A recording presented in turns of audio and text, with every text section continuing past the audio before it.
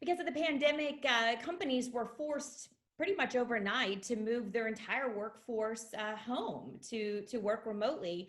Daphne Leprince-Ringuet is here with me here for ZDNet, and what a huge undertaking, Daphne, this was. At a time when it was very chaotic. It seemed in late February, early March, when all of this was going on. But now that the cracks are starting to show as the dust is settled, it's looking as if there's issues, obviously, because of how this all took place. So talk a little bit about, businesses. Are they prepared for a permanent switch if this is all going to remote, or are they in better shape than it seems?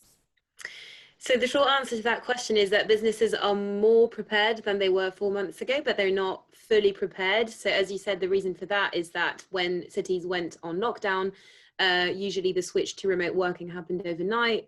A recent report by the research firm Riverbed showed that up to 3/4 of businesses were not prepared 4 months ago, technology-wise, to support the entire workforce going remote. And so this has resulted in obviously sort of a mad rush to get as many employees working remotely as possible. There wasn't necessarily a clear strategy. There wasn't necessarily a budget set aside for it. And the idea at the time was get it working. Even if it doesn't work well, at least it will work. So it was more give employees the basics of the basics, give them access to the apps they needed to be able to work remotely. And it wasn't necessarily about refining the actual work from home experience for employees. Now, a few months in, what appears is that obviously this has led to some technology glitches.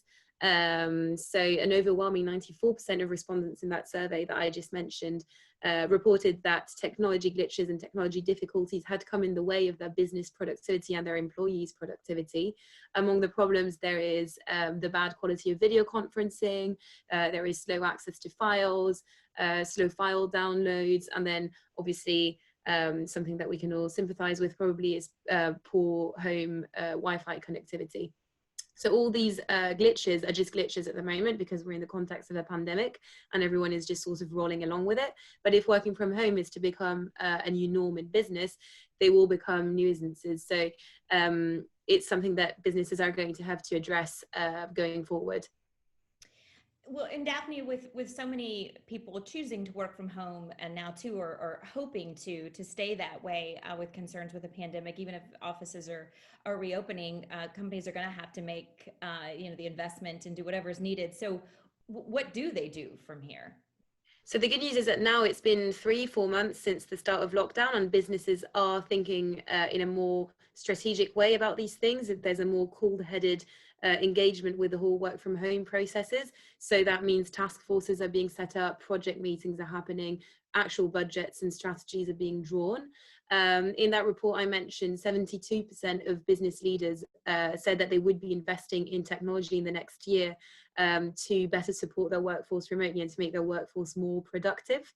So there are many ways, obviously, that you can do this. There are many different types of technology that you can invest in to make the work from home experience smoother.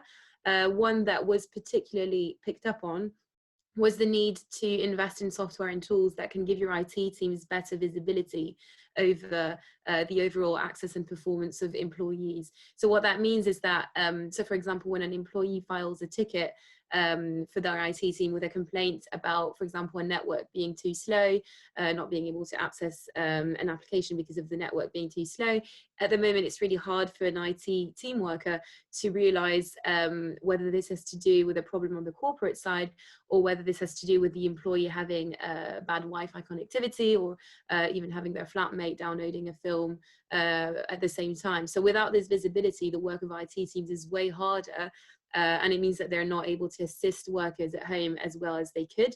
And that visibility is definitely a key area for businesses to invest in the next few years in order to make the work from home experience one that is more enjoyable and one that makes their employees more productive and efficient on a day-to-day basis. Yeah, most certainly. And we're all very familiar, of course, with the connection issues and multiple people in a home trying to all stream different things and use different applications. So how urgent, Daphne, is the need to make sure this is all in place as it needs to be to run most efficiently? So we're probably talking about short-term, well, the near future short-term changes here. Work from home is obviously here already, and it's widely accepted now that it's probably here to stay for most employees. And different report in the UK show that 3/4 of employees here do not want to go back to work on a full-time basis. So on the employee side, there is a desire to keep working remotely.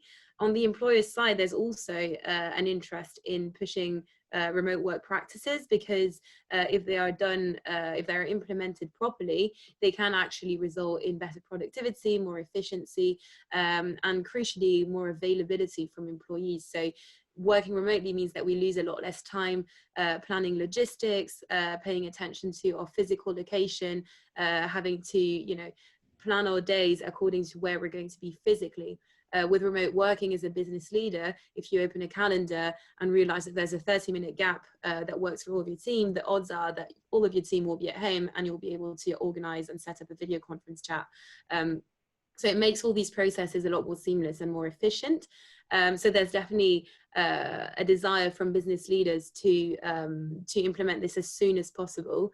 The good news is that another important point that was picked up in this report was that the pandemic has really fast-tracked these decisions, which would have taken months and sometimes even years in the past.